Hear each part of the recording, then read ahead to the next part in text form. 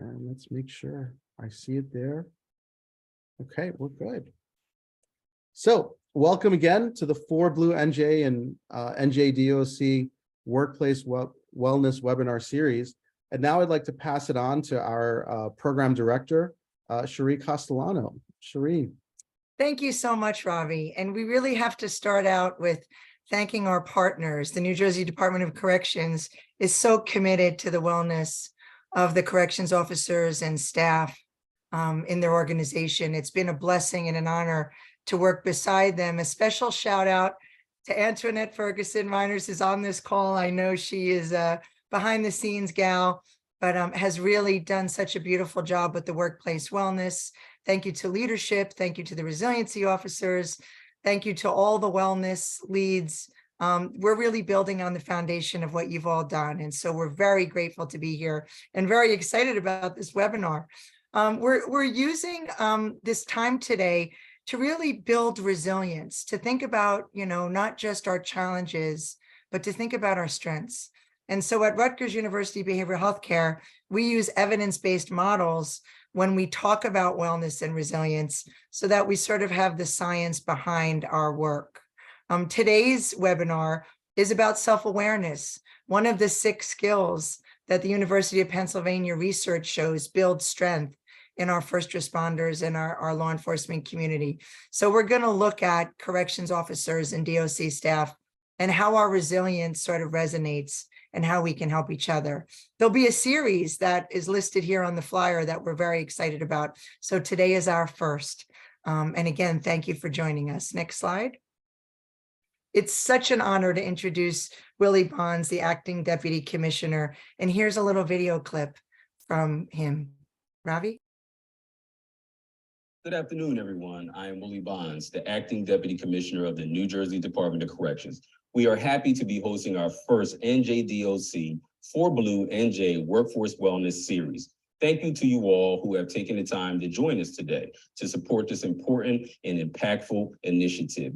Please use the chat feature to introduce yourself and your facility. We have designed this webinar to learn more about each and every one of you and how the 4BLUENJ program can better support our effort to improve employee physical, emotional, and mental health. Being a longtime DOC employee with both custody and civilian experience, I understand the complexities and the challenges of working in a correctional setting and the importance of employee wellness. It is why I am especially pleased to begin our webinar with an introduction from the 4BLUENJ team. I will now turn it over to Cherie Castellano. Thank you so much. This is so exciting. And again, it's leadership's endorsement that allows us to be here. At Rutgers University Behavioral Healthcare, we've been doing peer support for about 20 years. It started with Cop to Cop, but after 9/11, it evolved into a series of programs where we decided we needed to rescue the rescuers. We needed to offer peer support to populations that were at risk for trauma, people who needed access all the time because they work all the time, people who have their own culture and are really strength-based in connecting to each other because as a family, they understand each other. Putting peers together with clinicians like myself and Ravi and some of the other people here who can help to support when there's an emergency. And I'm pleased to say after 20 plus years that we've been identified as a national best practice in the country in peer support with our military programs, our law enforcement programs, serving caregivers. If someone is taking care of someone else, we're taking care of them. But 4BLUENJ is our unique program, and I think the only one in the country that we're so thrilled to talk to you about today. Next slide. This is a flyer that you'll see, and originally sometimes people thought they had to be in crisis to call this number. And what we've come to understand is only 2% of the time people reach out, they're actually in crisis. What they need is to talk to someone who understands them, someone who has walked in their shoes, someone who is from that same corrections experience background, who can really relate to their experience and help to lift them up and allow them a place that's safe and confidential to get assistance. Next. I think our team is really at the core of our success, and it's always our peers who I'm so excited for you to meet. But at this point, I'd like to turn it over to Jessica, who is our supervising mental health specialist connected to the project, but really sort of our wellness guru, who is going to help us walk through this process today. Jessica? Thanks, Sheree. Hi, everyone. Welcome. I'm Jess Correa, the mental health specialist and wellness specialist at Rutgers University Behavioral Healthcare. I'd like to take a quick moment to introduce you to our peer support specialist at 4BLUENJ. We're joined by Kelly Perkins and Angela Hinton. They've joined us today and they'll be introducing themselves a little further in the chat. And like we've been saying, we'd also love to hear from you. I see that a lot of you have already wrote in your names and which correctional facility you're representing, but if you haven't already done so, please feel free. I'll turn it back over to Sheree now to go over some details about our program. So I think just a very basic outline of what happens when you call 4BLUENJ. Today we're talking about resilience, but we want to make sure after this resilience event, you know what you can get when you call us. We have peers that are professionally trained who are retired corrections officers and staff, and we have clinicians. But basically, we're offering prevention training. We build resilience by learning what to look out for, how to support each other with techniques like QPR and the Road to Resilience, which is an event we've been hosting at your facilities. The intervention piece comes with the telephone peer support. When you call us, it's not just a one-time thing to get a referral. We assign a peer to you who will call you every week and provide counseling over the phone. And then we're supporting you after critical incidents. The DOC has a wonderful critical incident stress management team, but we're offering support one-on-one afterwards for psychological first aid if something happens that's traumatic and affects your well-being. Next slide. I already mentioned this webinar series, so I think at this point we'll go to the next slide. For us, I mentioned that UPenn is really the pioneers of resiliency skill building. I love this idea that we're not born resilient or not resilient, that it's something we can develop. It's sort of like we go to the gym to build our muscles. We go to these kinds of events to build on our strengths. And so the 6 skills that research have proven to be something that you can actually work on to build your strength and resilience are right here. There's self-awareness, the ability to pay attention to your thoughts, emotions, and reactions, self-regulation, the ability to change one's thoughts and sort of physiologically adapt to what's going on, mental agility, the ability to look at situations from multiple perspectives and be ready for anything. Strength of character, that's found in all of you for sure, in this willingness to serve. Connection, which is something sometimes we can lose, particularly during times of COVID. We found people really yearning for connection, and that's a resilient skill. And optimism. I happen to think some people are eternally optimistic and some are pessimistic, but come to find out in the research that optimism can be learned. So I think we're talking about self-awareness today as the first skill, which is the ability to pay attention to your thoughts, your emotions, your behaviors, and physiological reactions. Next slide. Today's webinar will focus on self-awareness in correctional facilities and how self-awareness can benefit corrections officers while at work and in their personal lives. We'll discuss tips and show you ways to enhance your self-awareness while discussing some challenges you might face in your profession. Now let's hear from our 4BLUENJ peer counselor, Kelly, on how she defines self-awareness. Thank you so much, Jessica. Hello, everybody. Welcome. Thank you so much for joining us today. I'm a retired correctional police lieutenant, Kelly Perkins. After a total of 28 years, I retired out of Mid-State Correctional Facility, and I experienced 7 different facilities over my career. And during that time, I can say that my personal and professional growth actually coincided. They went hand in hand. It was self-awareness that enabled me to pay attention to how I was thinking and feeling about myself and my work. As I became more aware of the value of the work I was doing, I was able to derive a greater sense of meaning and purpose from the job. Self-awareness really did increase my job satisfaction. And now I'm going to pass it to my fellow peer counselor, Angela.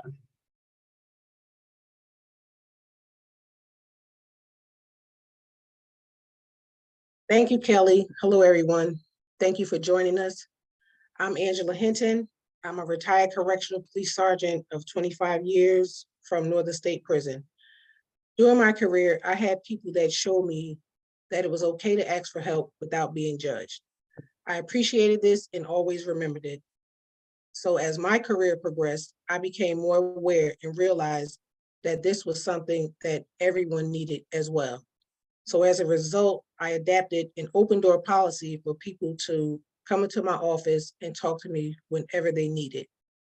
I'll now pass it over to Jess, who will be showing us another correctional officer's perspective. Thank you, Angela.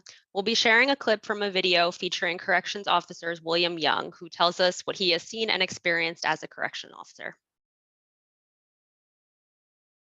Make them any less impressive or impactful. Bottom line is that you do a job that not everyone can do. And it's time we stop self-deprecating and do whatever the opposite of that is. So I'm gonna challenge you to look in the mirror after you don your uniform. Take a look at yourself. What do you see? You know what I see? I see a dedicated professional that puts their life on the line in service of their community every single shift. I see a person that runs towards danger, that runs towards the alarm, that runs towards what others would run away from. You know what I see when I look at you? I see someone that I'm proud to call my brother or my sister. I see someone that I would proudly serve with, laugh with, cry with, fight beside. When I look at you, I see you. And I see you, and I know that the things that you've had to do, the craziness that you have to go through to make it home. I see you and I see a person that deserves respect, that has earned respect. But I can't convince the lady at the corner convenience store to give you the same discount cup of coffee that they give a sheriff's deputy if I can't convince you. My brothers and sisters, you should be proud of what you do. I was going to try to dig up some catchy quote from a dead author or an A-list celebrity to motivate you, to send you off on a high note, but I couldn't find a phrase that captured the importance of this moment. So let me see what I could come up with. How about this? Thankfully, an officer's confidence and capability are not conjoined, for if an officer's perception of self reflected in his or her service, society would suffer a great deal. I like that. Guys, if you found value in this video, let me know in the comments below. And before you go, now let's hear from our peers to learn more about their experience with self-awareness in the workplace. I'll first pass it over to our peer counselor, Kelly. Thanks again, Jess. Yes, so Officer Young, he talks about the value of correctional police work in certain parts of the video. He talks about the vital role that correctional officers fill in the criminal justice system. I have personally experienced the difference it makes to see ourselves as an integral part of a greater whole. Correctional officers work for the safety and betterment of society and truly deserve respect. Being aware of how we see ourselves and how we feel about the work we can do, it increases the respect we have for ourselves, for each other, and the respect that we receive from others. I'll pass it back to Angela.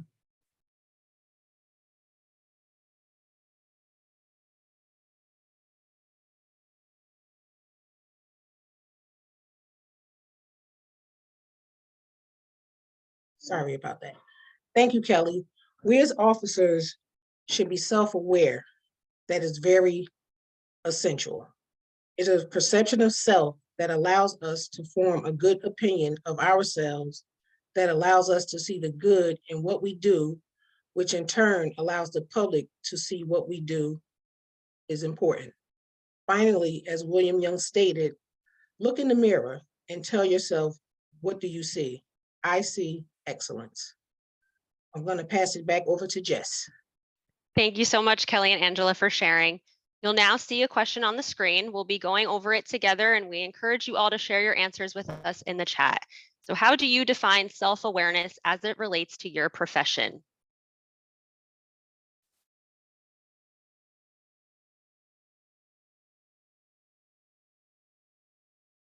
And one of the things for everyone to remember, there's no right or wrong answers. These are all terms that we're kind of, you might have heard, we're learning, and even when asking about ourselves. So feel free to put whatever you want in the chat. We'd love to hear from you about your definition of self-awareness.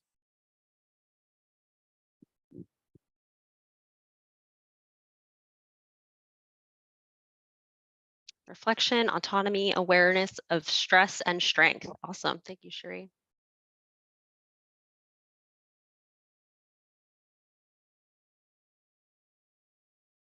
How I perceive my actions and behaviors. That's great.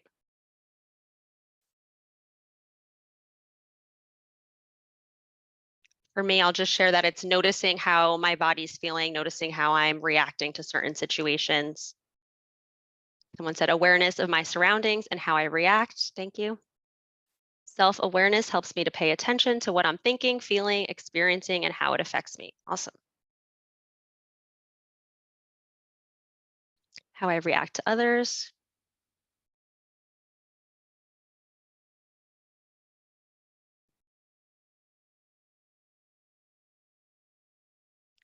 Self-awareness to me means that I can identify with everyone through common experiences and my reaction to them as well. Great.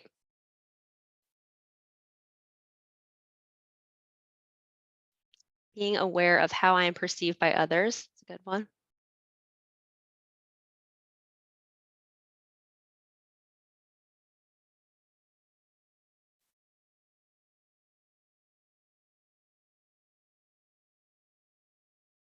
Self-awareness allows me to identify my personal stressors. Yep, great.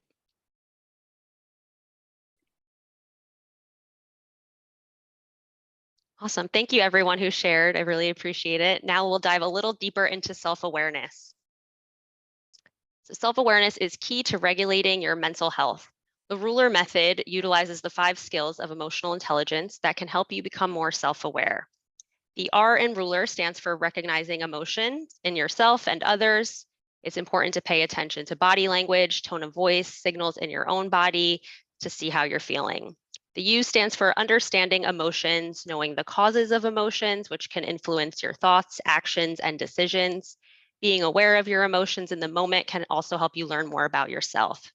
The L stands for labeling emotions and connecting an emotional experience to specific words. This can help you describe how you're feeling and help you to better communicate with those around you. The E stands for expressing your emotions and knowing how and when to display those emotions, especially in the workplace. And finally, the R stands for regulating emotions and using effective strategies to manage emotions, which can help lower the risk of burnout. I think a lot of us touched on these, which is awesome. Just a reminder, the ruler method is a great way to remember the key elements of self-awareness. It's a nice little way to remember it. I'll pass it back over to Kelly now so she can explain how self-awareness can be beneficial specifically to correctional officers. Thanks once again, Jessica. So working in a correctional facility and being a first responder is undoubtedly a stressful profession. The high risk and increased demands create even more stress. These stressors can lead to obesity, divorce, alcoholism, PTSD, depression, and even suicide. Some unique stressors that correctional officers face are worrying about their safety on a daily basis, managing violent situations, the constant need to be hypervigilant and on guard, long hours on the job. There's that negative bias out there, and communicable disease. All these factors influence your stress levels and potential health risks. So it is important for us to learn how to manage our stressors and how to make sure that we're taking care of our mental health. At this time, I'll pass it back to Ravi so that he can walk us through a quick self-awareness quiz. Great. Thank you so much, Kelly. So what you're seeing here, of course, it's a quiz where we're not worried about the score right now as far as pass or fail. Whatever number you get is something that we're totally okay with because we're talking about wellness and we're diving into some new areas. What I'm going to invite everyone to do is consider when we're thinking about our self-awareness and we're thinking about prioritizing ourselves, how that might not always align up with the work that you do every day. Meaning you are all doing so much work for other people and you're putting other people first and you're not, it's typical that we don't really learn about, hey, let me make sure that I'm doing okay and let me check in with myself. My experience of hearing from correction officers is that safety is number one. And when it comes to safety, we have to make sure that everything is in order and everyone is doing what they're supposed to be doing, which to me is extremely stressful. You know, it's a lot of work. So what we're doing here is we have a little quiz to determine your self-awareness.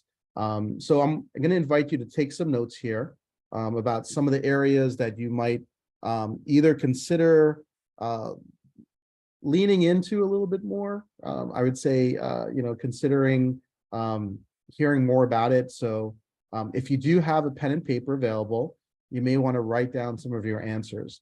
What we're going to do is we're going to ask you to rate each question based on strongly disagree, neutral, agree, and strongly agree. You'll see 1 to 5 right there. And for these 6 questions, if you have a pen and paper, just write down, I'm going to read each statement, and you're going to give yourself a score. And then from that score, we're going to see where we can kind of lean into this, right? So, and if you don't have a pen and paper, of course, if you have your iPhone or if you have your smartphone, or you could actually just kind of like remember these scores too. So the first question is, I'm confident and realistic. I know when to ask for help, which is a big one for anybody in any field, right? Asking for help. So if you strongly agree with that comment, you'd give yourself a 5. And if you strongly disagree, like that never happens, you'd give yourself a 1. Question 2, I'm aware of and comfortable talking about my strengths and limitations. Where do you fall on that line? If you're neutral, if you're not really sure, and then again, we have agree, strongly agree, disagree, and strongly disagree. So for number 3, my decisions and actions directly reflect my values. And that's one thing I'm gonna really ask you to think about a little bit, right? So our everyday decisions and actions. And a lot of times it may not always be able to line up, and sometimes it lines up beautifully. Number 4, I'm always conscious of the impact my behavior has on myself, others, and my job performance. Where do you fall from 1 to 5? No one knows me better than I know myself. Neutral, strongly agree, strongly disagree. And number 6, I know what I want to achieve and why it matters. All right.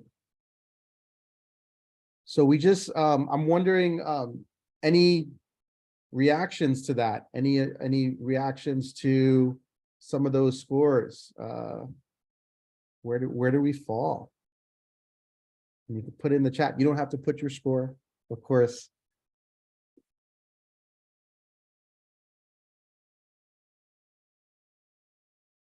All right. So the highest you could have scored was 30, that you're strongly self-aware. And I guess the lowest you could score is 6. So where do you fall in that? And I'm seeing some in the 20s. Right?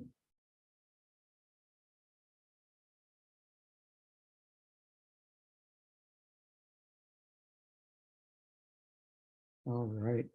Well, thank you all for participating in that, and I'm going to pass this back to Jess.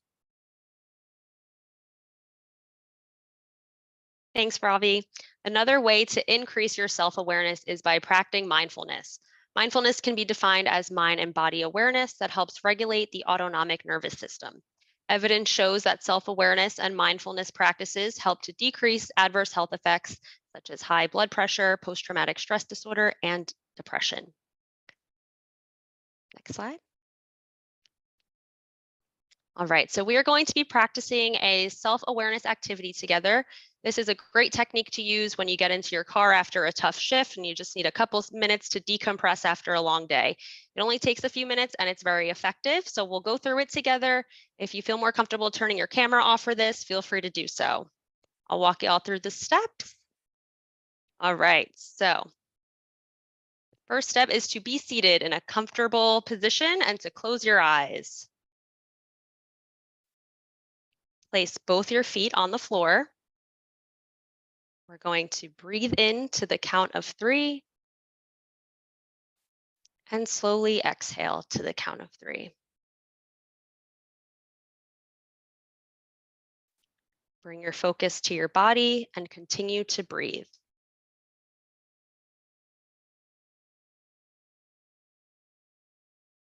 Take a few seconds to notice how your body feels.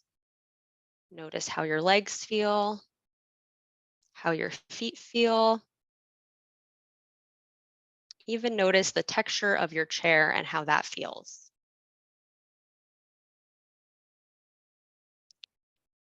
Next, imagine your feet are pushing into the floor.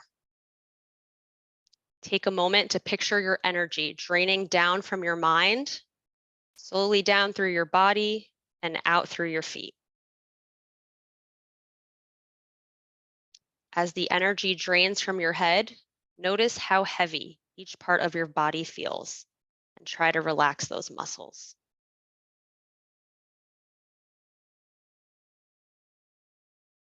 Take a few moments to feel the sense of heaviness going down through your body, down through your legs, and through your feet into the floor.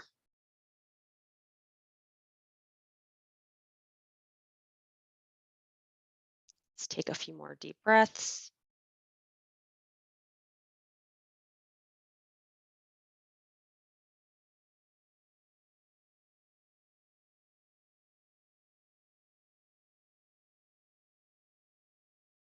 And when you're ready, you can slowly begin to open your eyes. Start slowly moving your muscles around.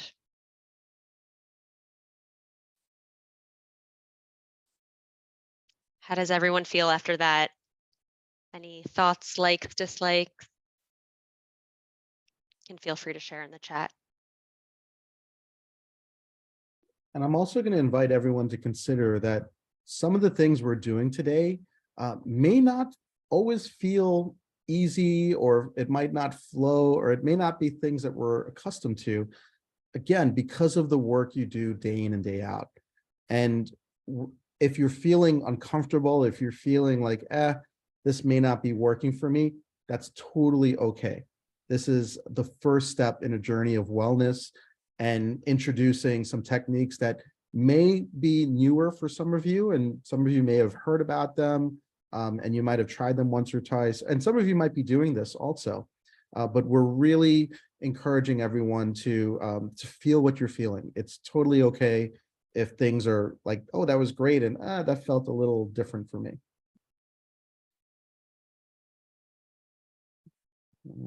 Someone said refreshed, better. Awesome, great. And like Ravi said, this might be new to you and you might take some getting used to. So if you didn't love it, that's totally okay. All right, next we have some poll questions for you all to get a sense of how often you reflect on your emotions and stressors.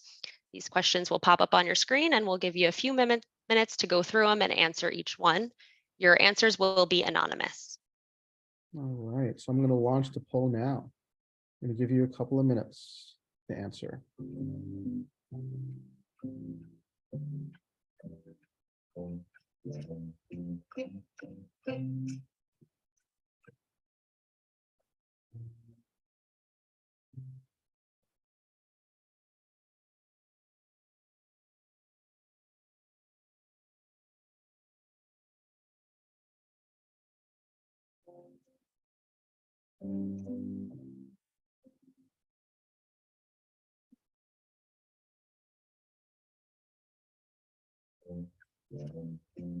Just a quick reminder for everybody to scroll down to get all 5 questions. Ravi, there's Yeah, absolutely, Sheree.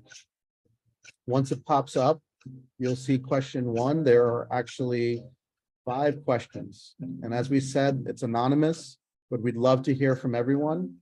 And we're going to share the results as far as percentages of how people answered. Now we see people finishing. We're about halfway there. So if you haven't already, scroll through. We'll give it another minute and a half, just to make sure everyone's polls are answered.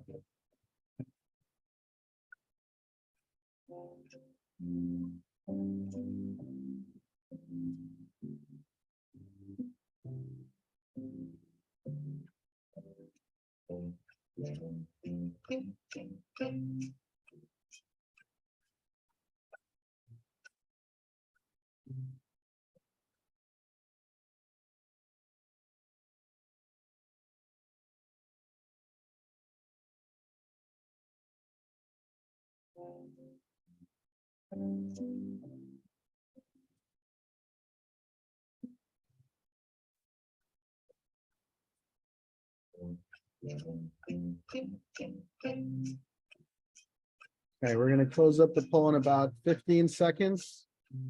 So if you can, finish up, we want to hear from everyone. We got almost everyone.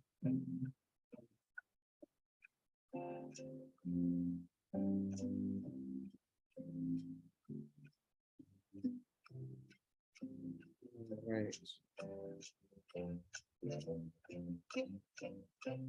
All right. So I'm going to end the poll now and let's see how we did. I'm going to share the results on your screen. And Jess, why don't you walk us through the results and each question? All right. So let's see. How often do you pause throughout your day shift? We had 43% say more than twice a day, which is great. We had 21% say twice a day, 14% say once a day, 14% say I've never even considered tracking it, and 7% say never. I think that's great. I mean, for me, when I was going through these questions, I also had to kind of reflect on where I could improve. Am I doing these things as often as I should be doing? But it looks like the majority of us are pausing throughout our shifts and our days, which is really, really important. How often do you check in with your body to notice any stress or tension? Once a day, we had 36 people say once a day. We had 7% of people say twice a day. 50% of people say more than twice a day, which is awesome. That's a really high number. Nobody said I've never considered tracking it, so that's good. It looks like we're all checking in daily. And 7% say never. So, that might be one of those things where, okay, now I have to be more mindful of checking in if I notice any stress or tension and maybe doing something about that in those moments to feel a little better. How often do you analyze your emotions and reactions? 36% of people said once a day, 7% said twice a day, 50% said more than twice a day, 7% said I've never considered tracking it, and 0% said never. So that's awesome. So we are, being self-aware and analyzing our emotions and reactions. Again, this 50% number saying more than twice a day is great. That's awesome. How often do you practice self-care? 29% said once a day, 7% said twice a day, 50% said more than twice a day, 14% of people said I've never considered tracking it, and 0% of people said never. So again, these are great results. It looks like everybody is trying to prioritize self-care, which is so important, especially doing it daily, which I know can be very hard, especially in your profession. So that's really important that you're taking the time to do something for yourself. And the last question is, do you agree that you can use this grounding exercise while on duty? 79% of you said yes, and 21% said not sure, but willing to try, which is awesome. Yeah, definitely try it out, see how you feel. You can alter it in any way to make it more feasible or just so you feel more comfortable, but I think that's great. Overall, I'd say these are really great results. Absolutely. Thanks everyone for participating. And I love hearing the not sure, but I'm willing to try. Yep. That's great. I'll pass it back over to Sheree for some final tips on self-awareness. Yeah, I mean, I think what we've heard today and what we see are really the benefits of the culture and the leadership and Antoinette and everybody's work to sort of raise up and hold up self-awareness and resilience at the New Jersey Department of Corrections. But I think that when you're somebody who always serves other people, it kind of feels awkward to focus on self. So I think, getting on this webinar today is a first step, or sharing it with a friend or talking about it to somebody. I think that when we think about our self-awareness, I know I've been thinking a lot about, reactions that I have to people and events and what's behind that. And, maybe somehow how that blur between my personal life and my work life might intervene. Being an observer of myself, I think so many people, do that. Again, in the New Jersey Department of Corrections culture, there's so many people who are faithful and humble, and just, trying to be aware of that is so important. And I think, we only have a certain amount of so sort of, responding to events and not personalizing things and not reacting, automatically might give us an opportunity to have a better quality of life. We understand that the benefits of self-awareness are really beyond just sort of being able to fill out a poll or, do some breathing. It's really about, all those other skills and what's connected to resilience building. So our mood and our health and our communication and, our lives are enriched when we really, take the time to focus on this. Next. I think what's so exciting, if I can plug the next one, where our next event is going to be about self-regulation. We're going to talk about empowering officer and DOC staff health on March 29th. We did have a little glitch with our link this time. So next time we'll make sure you have the link way in advance. This will be recorded. We'll get it up on our website. But, we think we're just building on that concept, like you tell two friends and they tell two friends, that old commercial. We really want to get this out to everybody because it's only, positive to build our strength. So we're just so grateful that you were here today and are hoping that you'll join us on March 29th. Ravi? All right. And with that, we want to thank you all for joining us for our first webinar. I particularly want to thank both Kelly and Angela for your insights and for everyone that has joined today, for everything that you do. As Cherie said, we're gonna put out a little challenge. We had about 21 people here today, so let's get that number up. Let's get that number up to 30 for next month. So if you can, share it with your colleagues, with your friends. Let them know that it's a brief, 45 minutes to an hour. It's great content, and we really wanted to make sure that the content was relevant to corrections officers, and everything here is for you. So our information is on the last screen right here, our website, our phone number. Please reach out to us. We'd love to hear from you. And until next time, be safe, and we will see you next month. So Thank you. Thank you for what you do. Thank you. Thank you.